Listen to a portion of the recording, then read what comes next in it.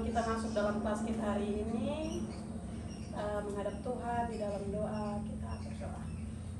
Ya Tuhan, Allah Bapa dalam kerajaan sorga, kami berterima kasih atas cinta kasih-Mu yang senantiasa selalu menyertai kami Bapa. Pada saat ini Bapa, kami akan memulai dengan proses belajar mengajar kami Bapa. Mari tuntun sertai kami, biarlah proses belajar mengajar kami ini bisa berjalan dengan baik. Kami taruh semuanya ke dalam tangan kasih-Mu, karena hanya di dalam anak-Mu Yesus Kristus kami datang dan berdoa kepada Bapa di surga. Amin.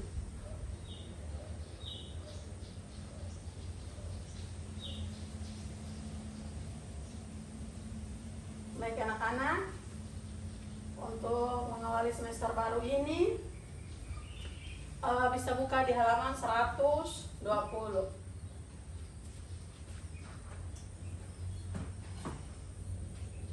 Materi kita kali ini dengan tema kasih Allah dalam nilai-nilai demokrasi. Ada beberapa poin yang perlu kita tahu bahwa yang pertama yaitu hakikat manusia sebagai imago Dei, yaitu apa? Gambar Allah. Nah, landasan utama hak asasi manusia dalam iman Kristen adalah pengakuan bahwa setiap manusia diciptakan menurut gambar dan rupa Allah. Nah, maknanya apa?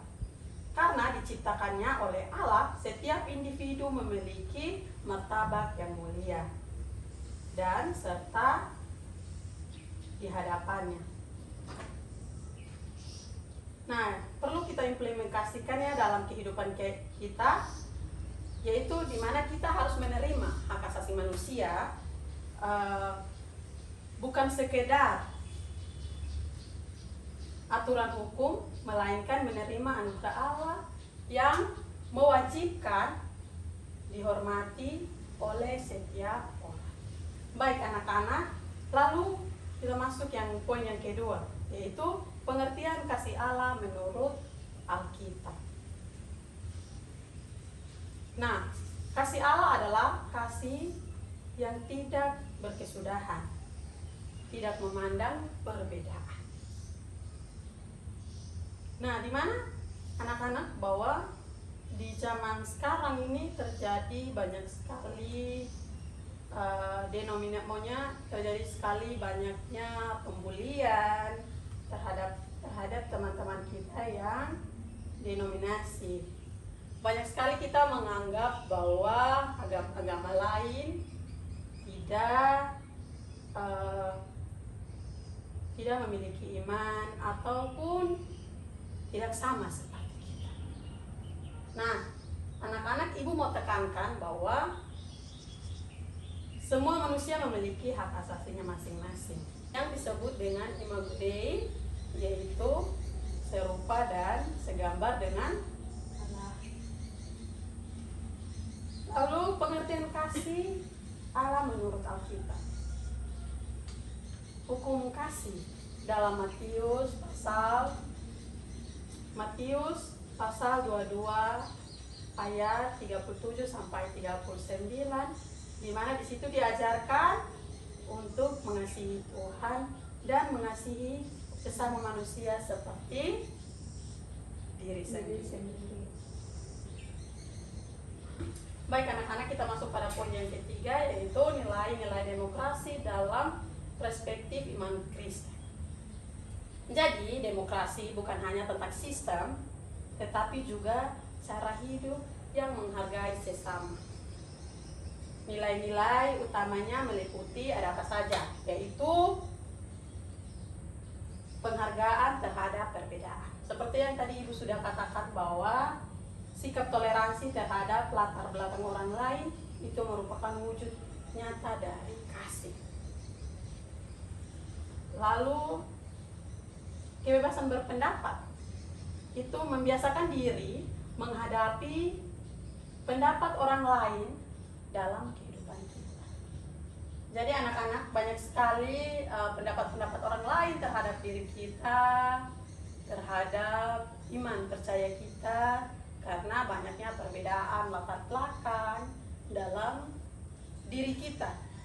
Itu menjadi kadang tolak ukur dalam kehidupan kita. Nah, lalu yang terakhir adalah relevansi kasih Allah dengan sikap demokratis. Nah, bagaimana kasih Allah memengaruhi cara kita berdemokrasi? Di mana yang pertama ada kepedulian, di mana itu mewujudkan sikap peduli kita terhadap orang lain. Lalu di mana ada tanggung jawab, mewujudkan hak demokrasi dengan jujur dan disiplin. Lalu ada juga solusi kritis, di mana menghadapi pelanggaran hak asasi manusia bukan dengan kebencian, melainkan dengan mencari solusi yang membawa pendamaian dan juga kesejahteraan.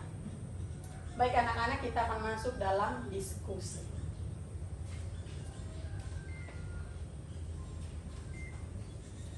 Baik, Ibu ada satu pertanyaan untuk anak-anak,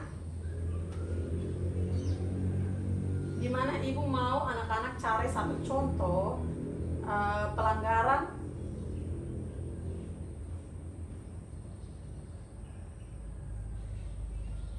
contoh kasus di mana Ibu mau anak-anak mendiskusikannya atau menguraikannya dengan baik, dengan bunyi soal seperti ini.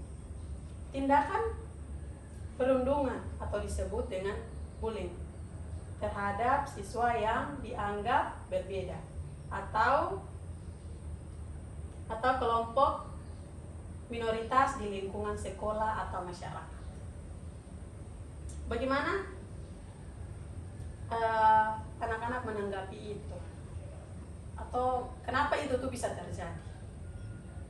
Menurut saya, siswa yang suka membully itu dia memiliki kekurangan, yaitu kurangnya pemahaman bahwa setiap orang itu diciptakan setara dan adanya sikap intoleran terhadap perbedaan latar belakang. Seperti yang Ibu kasih tahu itu bahwa kita itu sama dan serupa dengan Allah, berarti dia tidak menunjukkan sikap yang baik, sikap yang menunjukkan bahwa ia memiliki kasih terhadap sesama. Baik, seperti yang sudah Kakak dikatakan bahwa kita itu segambar dan serupa. Nah, yang perlu anak-anak tahu bahwa efek dari pembulian tersebut tuh akan banyak dampaknya.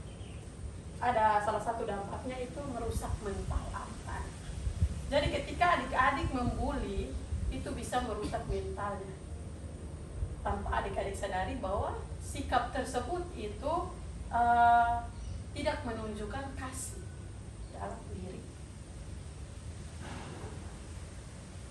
Lalu ada juga di mana dengan membuli adik-adik menciptakan suasana yang sangat tidak nyaman dalam lingkungan maupun dalam kelas. Lalu ada juga di mana dampaknya itu yaitu melanggar hak asasi manusia, dasar manusia untuk hidup dengan damai dan hidup dalam keadaan sejahtera oleh kasih Allah. Baik anak-anak, kesimpulan dari materi kita hari ini yaitu hak asasi manusia merupakan anugerah Allah karena setiap manusia diciptakan imago Dei, yang artinya segambar dan serupa dengan Allah. Baik anak-anak, sekian materi kita hari ini.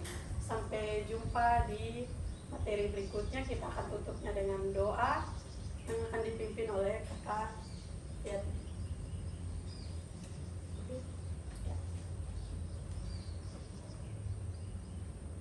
Baik, Ibu dan teman-teman, mari kita sama-sama menghadap Tuhan dalam doa. Kita berdoa.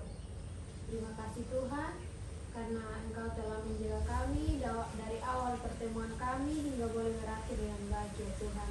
Semoga apa yang telah disampaikan oleh Ibu dapat kami terapkan dalam kehidupan kami sehari-hari. Terima kasih Tuhan, haleluya, amin. Baik, terima kasih kakak. Pertemuan kita sampai sini saja. Sampai bertemu minggu depan. Selamat siang, shalom. Shalom Ibu.